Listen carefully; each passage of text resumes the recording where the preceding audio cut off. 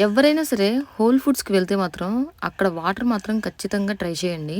ఇక్కడ fresh, pure water ఉంటది. Fully filtered. మనం ఇట్లాంటి రీఫిల్స్ తీసుకొని ఇవి దగ్గర దగ్గర 20 లీటర్స్ ఉంటాయన్నమాట. అంటే 5 గ్యాలన్స్ ఉంటది.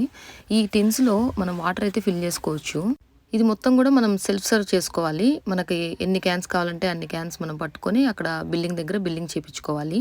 ఆ వాటర్ వచ్చే మిషన్‌ని హైడ్రేషన్ స్టేషన్ అని పిలుస్తారు. మీనింగ్ వచ్చేసి మన బాడీకి ఎనఫ్ వాటర్ సప్లై మెయింటైన్ చేయడం కోసం డిజైన్ చేస్తారనమాట. డైలీ హైడ్రేషన్ చాలా ఇంపార్టెంట్. ఎస్పెషల్లీ కిడ్స్‌కి అలాగే అడల్ట్స్‌కి కూడా చాలా చాలా అవసరమైతది.